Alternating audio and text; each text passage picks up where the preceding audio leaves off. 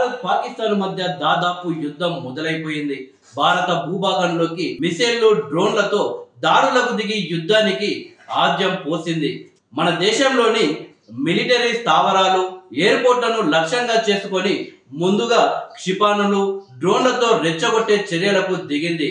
పాకిస్తాన్ వాటిని సమర్థవంతంగా తిప్పికొట్టింది.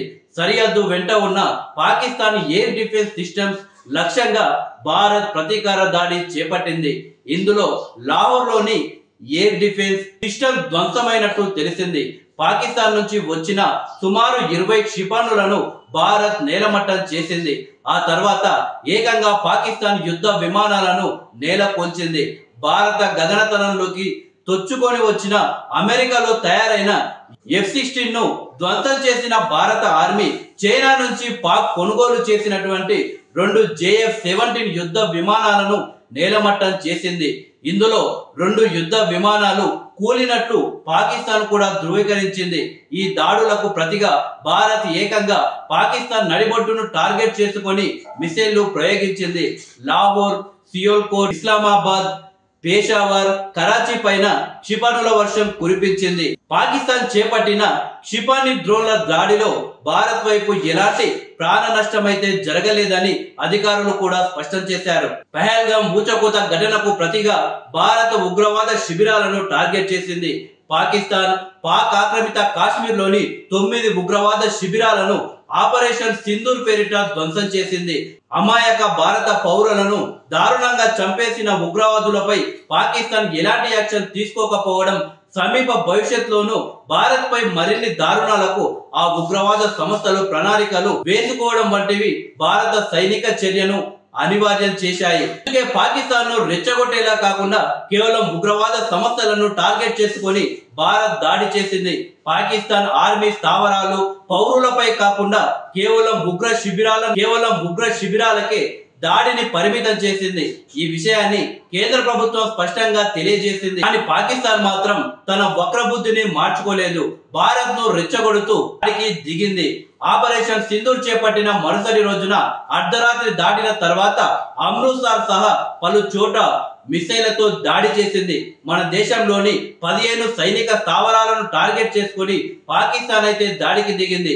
శ్రీనగర్, జమ్మూ, అలాగే పఠాన్కోట్, అమృత్సర్, కపూర్తాలా, జలంధర్, లూధియానా, ఉదాపూర్, బటిందా, చండీగఢ్, నాల్, పలోడి, ఉత్తరాయ్, యాజ్రాలోని మిలిటరీ స్థావరాలు, ఎయిర్ బేస్లపై పాకిస్తాన్ మిసైళ్లతో దాడికి ప్రయత్నించింది. అయితే భారత్ వీటిని తిప్పికొట్టింది. తెల్లవారుజామున పాకిస్తాన్ నుంచి వచ్చిన క్షిపణులను భారత్ నేలమట్టం చేసిన తర్వాత వాటి చాకలను సేకరించారు. అవి పాకిస్తాన్ నుంచి వచ్చినాయే అని ధృవీకరించడం జరిగింది. అనంతరం బుధవారం రాత్రిపూట మరోసారి మిసైళ్లు, డ్రోన్లతో పాకిస్తాన్ దాడులు చేపట్టింది. ఈసారి ముఖ్యంగా పఠాన్కోట్, జమ్మూ, జైసాల్మేర్ సైనిక ఎయిర్ బేస్లను లక్ష్యంగా చేసుకుంది. ఈ యొక్క ప్రయత్నాలను భారత వైమానిక దళం సమర్థవంతంగా అడ్డుకుంది. S-400 అలాగే ZSU-23-4 శిఖా వ్యవస్థలు పాకిస్తాన్ దాడులను అడ్డుకున్నాయి. రఫేల్ వంటి అత్యాధునిక యుద్ధ విమానాలున్న భారత్ గగనతలం దాటకుండానే పాకిస్తాన్ నడిబొడ్డున నిప్పులు కురిపిస్తుంది. ఆ దేశ రాజధాని సహా ఇతర ముఖ్య నగరాల్లోనూ సైనిక స్థావరాలపై విరుచుకుపడుతుంది. ఇస్లామాబాద్, లాహోర్, పేషావర్, సియాల్కోట్ పై మిసైళ్లు, డ్రోన్లతో దాడులు చేపట్టింది.